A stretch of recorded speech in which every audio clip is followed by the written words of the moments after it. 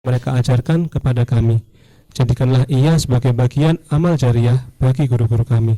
Rabbana atina fid dunya hasanah wa fil akhirati hasanah wa qina adzabannar.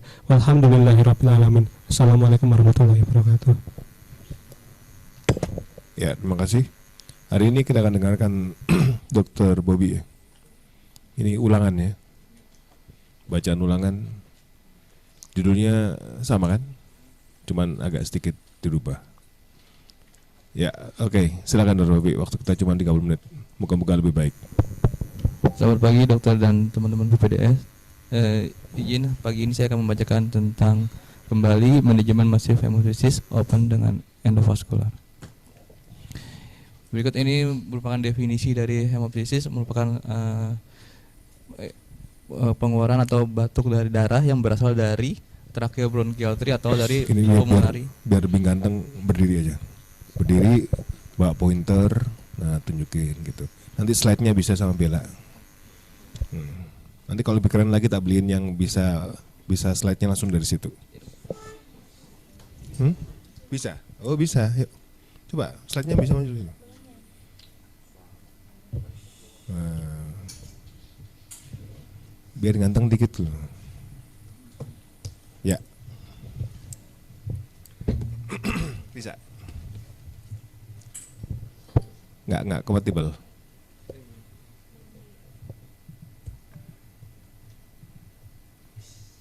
Wah, sip. Oke, sip. Mic-nya dipakai. Ya, oke. Nah, Jadi secara definisi hemostasis ini adalah sambil pengeluaran sekali-kali ngadep kita. Jadi, gaya kamu boleh di situ atau kamu dari sini sekali-kali nggak begitu ngomong gini, terus itu kamu nunjukin slide-nya, gitu loh. Ya, yuk. Secara definisi hemostasis ini didefinisikan sebagai pengeluaran atau batuk dari darah yang berasal dari tracheobronchial tree atau pulmonary parenchyma. Ini dibagi secara klasifikasi dibagi menjadi mild, moderate, dan severe. Pengeluaran mild ini sekitar kurang dari 50 setiap episode dia batuk atau secara akumulasi itu 100 per harinya. Sedangkan moderate itu 100 sampai 300 secara akumulasi, dan severe atau masif ini lebih dari 300. Nah, ini beberapa tahun belakangan telah dikeluarkan definisi baru terkait dengan masif hemostasis atau severe hemostasis ini. Dijelaskan bahwa lebih mengarah kepada definisi klasifikasi terkait life threatening hemostasis, di mana hemostasis yang dapat menyebabkan significant air obstruction, abnormal gassation, dan hemodynamic instability. Tidak harus menentu dia lebih dari 300. Jika pasien-pasien yang hemostasis yang mengalami kondisi life threatening ini, kita akan harus segera melakukan tindakan segera. Karena tidak semua pasien memiliki refleks batuk yang baik, tidak semua pasien memiliki bronchial toilet yang baik, sehingga nggak harus menunggu sampai 300 ini, kita harus mengerjakan tindakan segera untuk evakuasi pendarahannya.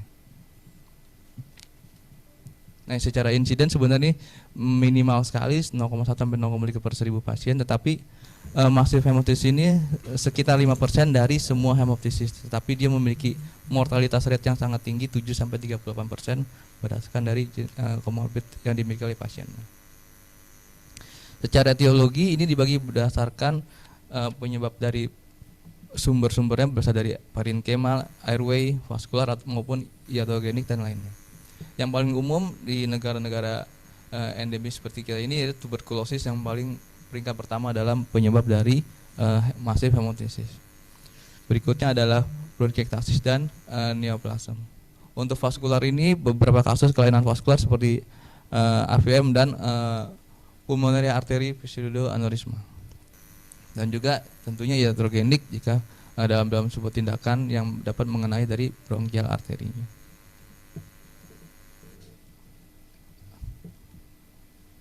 Nah, ini untuk kita menegakkan atau mencurigai sebuah hemoptisis ini bisa dilakukan pemeriksaan sederhana, yaitu anamnesis dan pemeriksaan fisik, dan juga melakukan evaluasi dari analisa gas darahnya. Tapi di sini kita tidak bisa menentukan sumber atau perkiraan dari mana letak bleedingnya. Yang paling non invasif itu bisa kita lakukan adalah chest X-ray. Kita bisa memperkirakan kira-kira di mana sumber dari bleedingnya dan juga kira-kira penyebabnya atau kausa dari bleedingnya. Meskipun hanya sekitar 30 sampai 50%. Yang paling baik adalah dengan menggunakan CT angiografi. Ini kita bisa melokalisasi dari sumbernya. Kita juga bisa memperkirakan anatomi atau penyebab dari bleedingnya. Ini memiliki kemampuan hingga 63 sampai 100%. Yang berikutnya adalah bronkoskopi. Ini selain diagnostik, dia juga bisa sebagai terapeutik. Dia bisa mempertahankan atau manajemen dari airway-nya ketika terjadi hemoptysis masif. Nah, secara anatomi untuk suplai pendarahan ke paru-paru ini kita dibagi menjadi dari pulmonary artery dan bronchial artery. 90% ini terjadi karena terjadi ruptur dari bronchial artery. Karena sistem bronchial artery langsung dari aorta ataupun dari intercostal yang memberi tekanan yang sangat tinggi. Adapun kalau misalkan hemoptysisnya itu masif berasal dari pulmonary artery, ya mungkin dia mengenai dari main pulmonary artery-nya. Nah ini perlu kita ketahui bahwasannya untuk bronchial artery ini memiliki beberapa variasi. Dia berasal dari thoracic aorta di level T5 T6. Nah ini yang paling umum adalah tipe 1 di mana terdapat dari intercostal bronchial trunk yang akan bercabang menjadi intercostal artery dan bronchial artery. Sedangkan dia memiliki 2 cabang bronchial artery. Yang paling jarang adalah tipe 4, dia intercostal bronchial trunk dengan bronchial artery kanan dan 1 cabang bronchial artery kiri.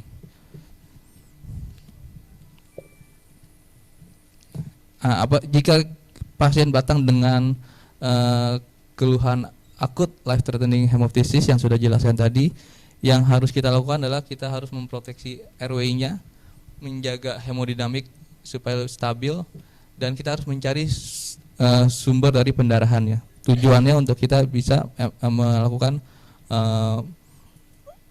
evakuasi atau melakukan arresting dari pendarahan. Nah, yang pertama ini harus kita protecting the airway. Yang paling gampang yang bisa dilakukan adalah setelah kita lakukan anamnesis atau melakukan pemeriksaan CXR, kita perkirakan kira-kira dari mana sumber bleedingnya. Minimal kita mengetahui dari kiri atau dari kanan paru-paru yang terdampak. Kita bisa melakukan memiringkan pasien pada sisi yang mengalami pendarahan. Misalnya kita curiga di kanan, kita barikan pasien ke kanan agar supaya ventilasi perfusi di kirinya itu optimal. Setelah itu untuk tindakan berikutnya kita bisa melakukan insersi ETT yang paling besar yang kita miliki ataupun minimal lebih dari ukuran 8,5. Kita juga bisa melakukan insersi double band ETT atau melakukan bronchia blocker. Jika tidak memiliki bronchia blocker, ini alternatif yang bisa kita lakukan adalah menggunakan Fogarty atau Foley catheter. Tujuannya untuk kita memblok dari bronkus yang terdampak sehingga tidak ada tumpahan ke kontralateral dari darahnya. Tujuannya untuk mengoptimalisasi perfusi dan ventilasi pada paru yang tidak terdampak.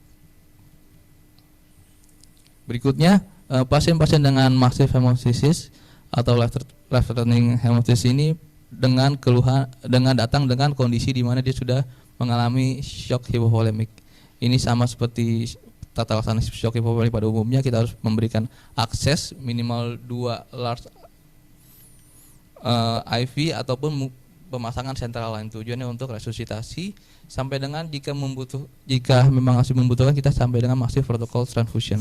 Sambil jalan itu kita harus mengevaluasi koagulasi faktornya, metabolik atau pasien-pasien yang memang sudah memiliki modal dari abnormalitas dari hematologiknya. Nah ini yang ketiga adalah kita harus memberhentikan dari sumber bleedingnya. Yang tadi sudah dijelaskan untuk pemeriksaan-pemeriksaannya, kita bisa melakukan yang sederhana adalah CXR, tapi ini memiliki hanya 35 sensitivitas. Yang paling baik adalah menggunakan CT pulmonary angiografi. Ini kita sampai bisa melihat melokalisasi dari sumber bleedingnya, kita melihat secara anatominya yang tujuannya nanti untuk planning ancangan operasi, ancangan tindakan yang akan kita lakukan. Ini kita bisa menggunakan melakukan blok pada bronkus yang terdampak, tujuannya tadi menjaga perfusi dan ventilasi pada kontralateralnya. Nah, ini yang dibahas adalah bagaimana kita memberhentikan dari pendarahannya. Ini dibagi menjadi kita bisa menggunakan yang bronkoskopik, lalu menggunakan bronchial artery embolisasi dan juga surgery. Dari bronkoskopik ini kita bisa melihat evaluasi sampai dengan evaluasi langsung. Kita bisa memberikan yang paling mudah adalah pemberian instilasi menggunakan ice cold saline, dan juga bisa juga memberikan pemberian asam tranexamat secara topikal. Yang paling terakhir, jika masih belum bisa berhenti, ini bisa menggunakan pemberian instilasi epinefrin. Nah, untuk bronkoskopi juga yang lebih advance lagi, kita bisa menggunakan silikon spigot. Ini untuk sementara kita menyumpel ibaratnya cabang-cabang dari yang sekiranya menyebabkan bleeding di sana. Tujuannya sama tadi, kita memblok supaya tidak ada tumpahan darah ke sisi kontralateral untuk menjaga ventilasi dan perfusinya. Secara thermal ini kita bisa melakukan laser, atau yang paling baru adalah argon plasma koagulasi. Selanjutnya, ini beberapa ini menggunakan endobronchial stent. Dia tujuan untuk tamponan dan sekalian juga mempertahankan dari airway-nya. Nah, yang berikutnya ada rigid bronchoscopy. Ini better untuk kita airway controlnya, karena dia bisa sebagai tamponat juga dan juga mempertahankan dari patensi airway-nya. Ini juga karena dia berdiameter besar, dia sekaligus bisa untuk mengevakuasi clot-nya. Ini proses evakuasi clot ini setelah dilakukan evakuasi clot. Yang terakhir adalah yang berikutnya adalah kita bisa menggunakan untuk kasus-kasus akut tuh bronchial artery embolisasi. Ini belakangan ini dia sudah menjadi first line management untuk akut massive hemoptysis. Dia minimal invasif, tidak membutuhkan general anestesi. Dia memiliki high success rate itu sampai dengan 70-100% immediate control dari pendarahan. Dan dia ketika kita sudah kontrol dari pendarahan akutnya, kita bisa merencanakan untuk tindakan operasi berikutnya. Nah, untuk secara akses ini bisa dari yang paling umum adalah dari femoral access. Kita menggunakan lokal anestesi, menggunakan 5 Franks vascular sheath, dan menggunakan 4 Frank pigtail catheter sampai dengan thoracic aorta. Yang tadi ini kita harus mengevaluasi sampai dengan T5 sampai T6 ini, karena ini secara anatomi dari lokasi di arteri bronchialisnya. Lalu kita evaluasi menggunakan DSA. Tujuannya untuk yang satu ini kita mencari ostium dari bronchial arterinya. Setelah itu, setelah kita melihat dan menemukan identifikasi dari ostiumnya, kita menggunakan beberapa jenis selective catheter untuk bronchial artery. Yang paling umum digunakan adalah Cobra. Lalu kita evaluasi menggunakan contrast injection dengan DSA. Nah, ini yang beberapa jenis tipe kateter yang paling umum digunakan adalah Cobra. Ada Simmons ini untuk beberapa anomali dari arcus aortanya. Nah, ini setelah kita berhasil evaluasi menggunakan kontras, kita melihat lagi identifikasi dari vessel yang bermasalah. Dikatakan jika vessel itu mengalami hypertrophy lebih dari 2 mm diameter dan bentukan tortus atau berkelok-kelok. Ada juga, kita juga bisa melihat non bronchial systemic collateral ini yang muncul lebih dari 41% pasien dari intercostal artery, intermama artery maupun presubclavian artery. Tujuannya kalau kita bisa melihat dari kolateral dari non bronchial ini yang nantinya akan melihat outcome dari bronchial artery embolisasi agar kita bisa memblok dari semua kolateral yang ada. Tujuannya untuk nantinya supaya tidak terjadi rekarensi di kemudian hari. Penting beberapa ini sudah menjadi gold standard untuk dijadikan pre-procedural CTA. Tujuannya ya kita harus bisa mapping semua dari bronchial artery maupun non bronchial artery yang mensuplai bronchial artery tersebut. Nah ini coba saya ambil contoh video proses sebelum dan sesudah dari embolisasi bronchial artery.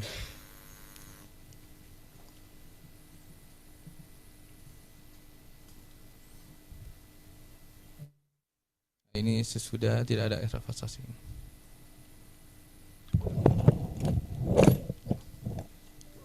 Untuk agent ini yang paling umum digunakan ada PVA, dia yang paling umum tapi memiliki resiko terjadinya sumbatan. Sedangkan yang paling advance sekarang ini menggunakan glues untuk memiliki higher hemophysis free survival. Tapi resikonya tetap dia memiliki tissue necrosis atau juga spinal cord injury.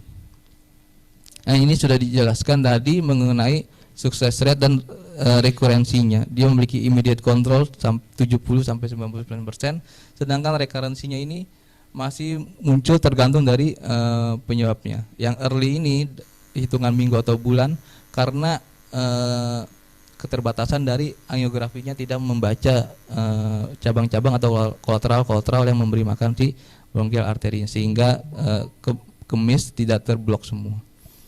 Yang late ini hitungan bulan atau tahun karena proses rekanalisasi atau pembentukan kolateral baru yang sifatnya rapuh, sedangkan dia akan menerima aliran darah dari arterialisasi dari aorta maupun interkostal sehingga yang menyebabkan ini akan pecah atau ruptur.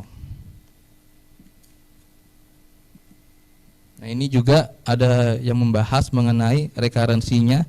Jadi kalau memang semakin lama dari proses bronchial artery embolisasi, dia memiliki tingkat rekarensinya yang semakin tinggi.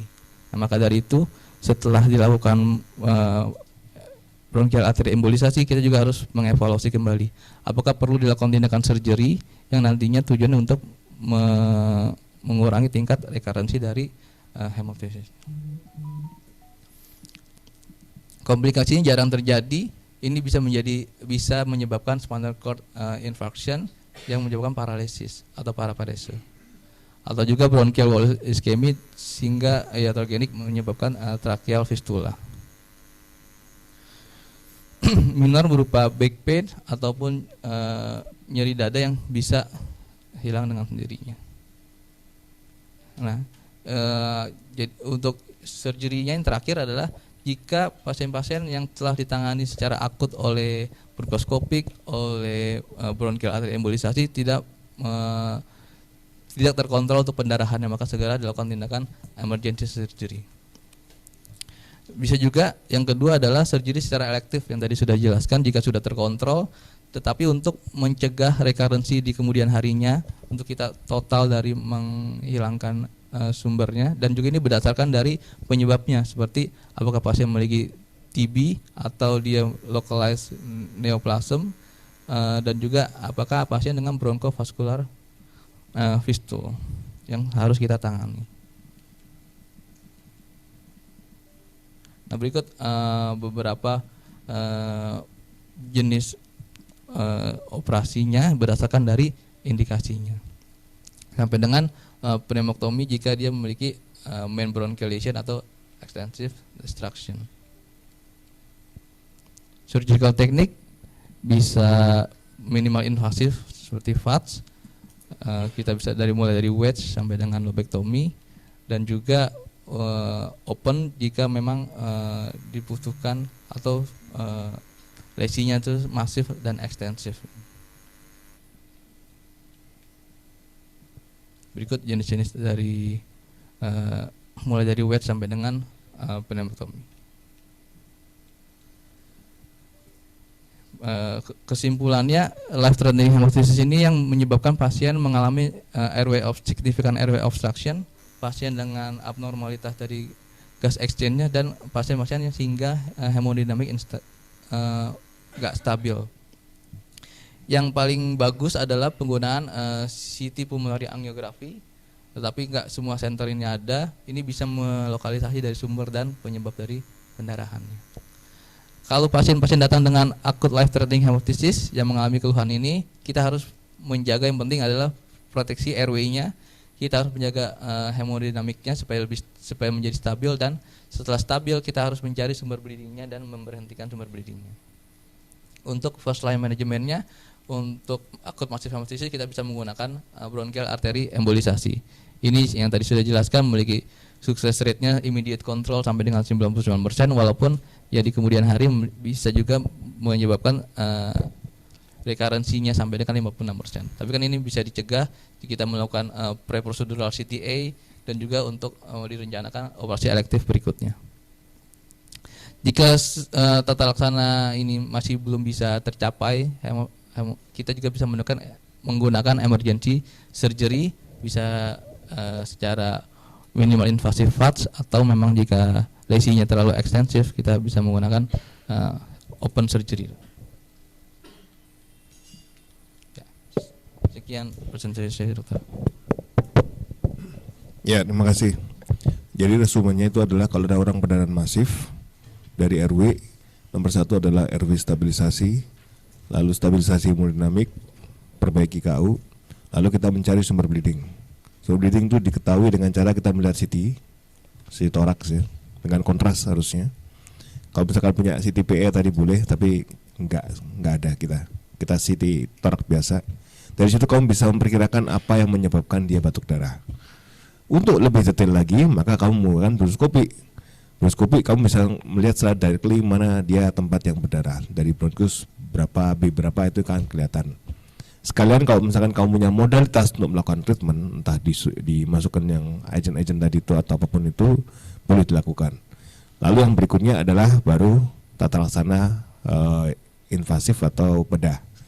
Nah, sebelum ke bedah ada namanya embolisasi. Jadi pada waktu kamu melihat CT itu mungkin bisa kita minta potongan CTA-nya, CT angiografinya untuk melihat pattern dari bronchial arterinya. Dan di situ nanti kamu bisa tentukan kira-kira bisa enggak. Karena dengan adanya embolisasi itu bisa mengurangi perdarahan pada saat kamu operasi. Dan endingnya adalah operasi. Kalau misalkan kamu hanya berharap pada bronchial artery embolisasi saja, maka nanti suatu saat dia akan muncul lagi, dia akan berdarah lagi. Karena dia pasti ada locus minoris yang membuat dia berdarah.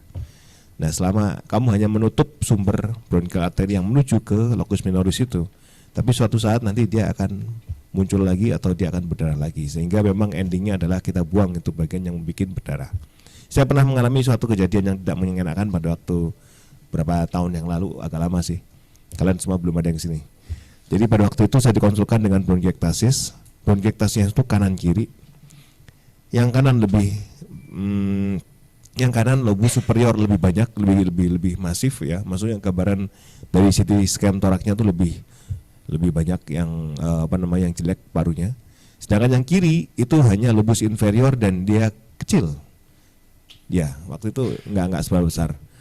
Saya tidak melakukan bronkoskopi karena pada waktu itu dengan percaya dirinya saya mengatakan bahwa ini sumbernya dari yang paling besar nih. Sehingga saya minta pasiennya untuk lobektomi dan pasiennya mau. Dan setelah itu saya lobektomi. Apa yang terjadi setelah lobektomi 2-3 hari kemudian kalau nggak salah masih dalam periode ratinab dia berdarah lagi, hemoptysis lagi. Langsung saya dalam hati, waduh mati aku, kenapa ini? Padahal orang itu kan sudah berekspektasi hal yang setelah dioperasi harusnya kan selesai ini kan. Ternyata masih hemoptysis. Akhirnya baru saya minta bronkoskopi. Nyata yang dari kiri itu adalah berdarah lagi. Nah, sehingga saya harus ngomong lagi bahwa saya harus reseksi yang sebelah kiri. Akhirnya pasien nggak mau karena dia bilang bahwa dokter bilang yang sebelah kanan yang bikin berdarah. Sekarang kok yang muncul dari sebelah kiri, gimana ini? Wah, akhirnya saya harus dimediasi sama dokter paru dengan saya dan dari si pasiennya. Akhirnya pasiennya mau dilakukan tindakan lagi, tapi bukan lobektomi, yaitu segmentektomi. Jadi pada waktu itu saya potong bagian yang tidak jelek. Bagian yang jelek yang hanya sebagian kecil dari lobus inferior. Dan untungnya pasiennya baik, tidak ada masalah, pasiennya bisa pulang tanpa berdarah lagi. Yang saya syukuri itu. Tapi ada dua syaitan. Jadi pelajaran dari ini semua adalah belum tentu gambaran yang buruk dari CT scan yang kamu lihat itu mencerminkan bahwa dia yang berdarah. Karena bronkiektasis mau yang paling melek atau yang paling bagus itu dia bisa berdarah semua. Sama aspergilloma, saya pernah dapat aspergilloma kanan kiri. Belajar dari pengalaman pasien yang tadi itu, begitu ada aspergilloma kanan kiri, batuk darah, saya bilang, Bu, ini bisa dari kanan, bisa dari kiri. Harus dilakukan bronkoskopi dulu. Nggak bronkoskopi dari kiri. Terus saya tawarkan, Bu, saya harus ambil paru-paru yang sebelah kiri. Nah, sebelah kanan bagaimana? Selama dia nggak berdarah, tunggu dulu, Bu. Yang penting ini diambil dulu yang bikin berdarah. Karena berdarahnya cukup banyak dan bikin orang itu harus transfusi tiap 1 bulan sekali. Akhirnya saya lobektomi sebelah kiri. Terus nggak berdarah. Terus apakah selesai? 2 bulan kemudian kalau nggak salah, pokoknya dalam durasi waktu yang lama dia datang pada saya. Terus habis itu yang kiri sudah bagus, sudah ada skarnya begitu. Nah terus dia tanya, Dok, saya nggak batuk darah nih, tapi yang kanan bagaimana, Dok? Ini kan masih ada bom waktu. Terus saya bilang, iya emang harus dioperasi. Ibu siap operasi? Saya takut, Dok, karena pada waktu operasi yang pertama itu dia cukup lama. Kan kalian tahu bronkiektasis itu perdarahan sampai 2 liter. Terus habis itu dengan segala macam lengket-lengketnya dan perlu waktu recovery yang cukup lama. Sehingga sampai sekarang saya nggak tahu, udah 5 tahun kayaknya. Waktu itu COVID, 5 tahun lamanya dia udah nggak kesini lagi. Ya moga-moga dia udah sembuh. Itu pengalaman dari saya terkait dengan batuk darah atau hemoptysis. Ada yang mau tanyakan terkait ini semua? Ya, silakan, Dok.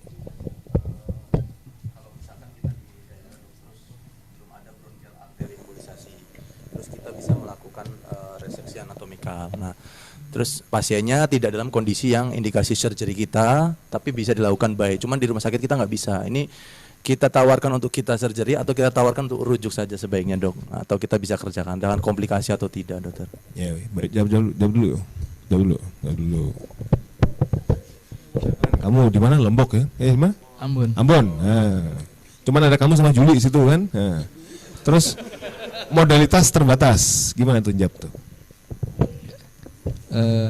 Izin kalau memang kita dihadapkan dengan kasus akut life threatening ini, ya pada prinsipnya tadi kita harus proteksi airway-nya jika pasien dan menstabilisasi hemodinamiknya. Untuk tata laksana dari bronchial artery embolisasi kan kalau itu ada modalitasnya, kalau memang nggak ada yang penting kita stabilisasi dan kita melakukan pemeriksaan penunjang. Penunjang udah selesai. Yang ditanyakan dia nggak punya nih bayi, nggak bisa diembolisasi nih. Padahal ini bisa diembolisasi harusnya, cuman nggak ada fasilitas. Dirujuk atau kamu lobektomi aja? Ini kan kalau kasusnya memang ini kan harus tindakan segera kalau memang hemoptysis. Jadi dengan modalitas yang ada yang penting kita harus tahu sampai dengan lesinya di mana, ya kita harus tindakan segera operasi. Ya, jadi betul, nggak usah dirujuk, kan kamu bisa melakukan lobektomi. Tapi yang penting adalah kamu harus pastikan bahwa benar dari situ itu adalah sumber perdarahan. Emang harus bronkoskopi. Kalau bronkoskopi itu wajib. Kalau bayi itu sebenarnya tambahan. Dulu zaman saya sekolah atau saya dulu masih awal-awal berkarir, nggak ada tuh embolisasi kan. Semuanya kita lobektomi. Ya berdarah memang banyak, betul. Tapi ya bisa ya. Ya memang kita harus transfusi, kehilangan darah kita ganti. Selama itu bisa dipenuhi ya akhirnya baik-baik saja sih. Selama ini ya nggak ada masalah kok. Jadi bayi itu ada tambahan untuk mengurangi perdarahan supaya nanti pada waktu kamu operasi nggak terlalu berdarah gitu.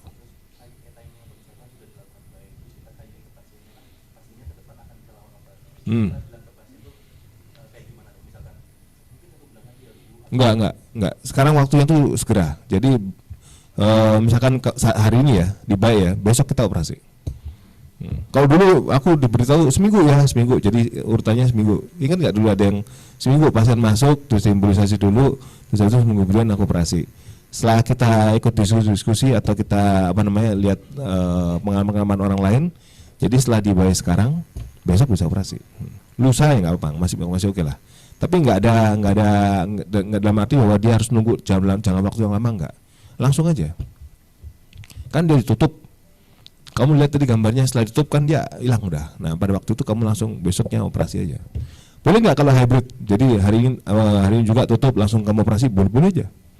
Prinsipnya sih ini kan TOF itu. Prinsipnya TOF kan gitu. Tutup dulu mapcanya, langsung masuk kamu operasi. Prinsipnya hampir sama seperti itu. Justru makin lama makin dia akan ada kolateral segala macam. Jadi segera aja. Ya, ada lagi? Ya.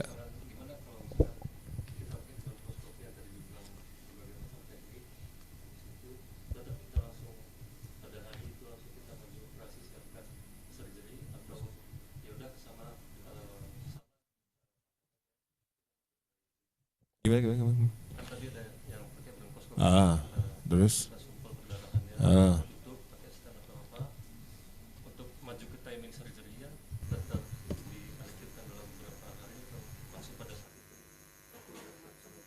Oh, kalau bayi tadi kan langsung ya. Kalau bayi itu kan kita menutup sumber perdarahannya, tapi dia tetap jaringan nekrotiknya tetap berdarah. Dan ini sekarang kalau si bronkoskopi tadi itu kan dia menutup bronkusnya langsung gitu kan. Ya tentunya sama aja. Kita harus masuk untuk membuang sumber masalahnya. Kan kita hanya nutup salurannya aja. Sama sebenarnya tadi. Bayi itu nutup saluran pembuluh darah, kalau yang bronkoskopi itu nutup saluran bronkusnya. Tapi tetap yang di dalam itu berproses. Nah yang berproses itu yang harus dibuang, entah itu bronkiektasis, entah itu aspergilloma, entah itu segala macam tadi itu. Ya yang susah itu adalah lung cancer. Begitu kamu lihat ada lung cancer udah stadium 4, udah advanced stage, terus habis itu dia masif hemoptysis, kan nggak mungkin kita reseksi kan. Nah kalau nggak mungkin reseksi maka ya kita optimalkan dengan embolisasi dan kemoterapinya atau radiasi atau tata laksana yang lain yaitu disumpel tadi itu. Kalau itu memang nggak berujung pada operasi, tapi kalau dia kasusnya infeksi, memang harus operasi. Nah, kenapa aku yang jawab ya? Harusnya kan kamu yang jawab.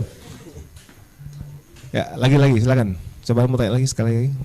Belum ada. Oh, udah ada senior. Nggak ada lagi? Ya, silakan. Terakhir, si Adi.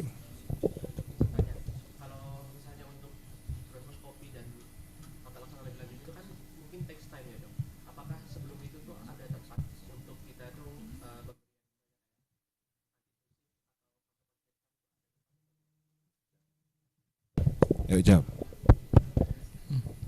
Izin. Pertanyaan berkelas.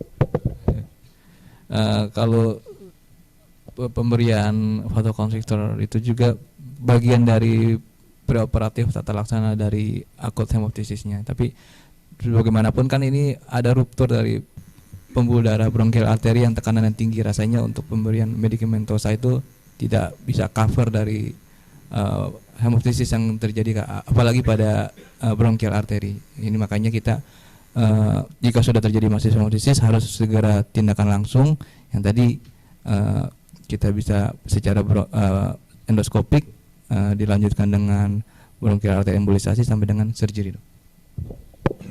Kalau vasokonstriksi terus habis itu transamin, Vitka itu boleh, enggak apa-apa. Tapi kalau antitusif jangan. Karena kalian tahu kan prosesnya kalau dia berdarah, kalau misalkan dia nggak ada refleks batuk, maka dia akan terjadi suatu sufokasi. Yang dikhawatirkan itu. Prinsipnya adalah maintenance airway. Maintenance airway itu selain kamu memberikan suatu device misalkan perlu, maka clearance airway itu perlu sekali. Kalau misalkan dia nanti ternyata kamu tekan refleks batuknya sehingga dia akan berdarah dan dia akan ngumpul di situ, maka terjadi atelektasis dan sufokasi dan segala macam. Jadi refleks batuk jangan ditekan, biarkan aja. Tapi obat-obatan untuk menghentikan perdarahan, vasokonstriktor tadi boleh, terus habis itu kamu kasih suatu transamin atau vitamin K itu silakan, enggak apa. Sambil kamu mencari kausanya kan, melihat dari mana yang bikin berdarah. Oh misalkan aspergilloma sebelah kiri. Nah sudah, terus kamu lihat bagian lain nggak ada, bronkoskopi ternyata emang dari situ, baru kamu eksekusi. Kalau ada bayi boleh misalkan bayi. Tapi kalau misalkan dia lung cancer, ya sudah kita hanya bisa maksimalkan. Apalagi kalau misalkan lung cancer batuk darah stadium 4, kan nggak mungkin kita lobektomi kan, karena udah dilarang. Stadium 4 nggak ada survival yang baik sehingga kita nggak boleh lobektomi. Sehingga kita maksimalkan, ya kita memberikan obat-obatan, refleks batuk jangan ditekan, memberikan bayi kalau memang bisa, terus habis itu ya tata laksana lain yang sifatnya paliatif, kemoterapi, radiasi gitu. Oke baik, terima kasih. Assalamualaikum warahmatullahi wabarakatuh.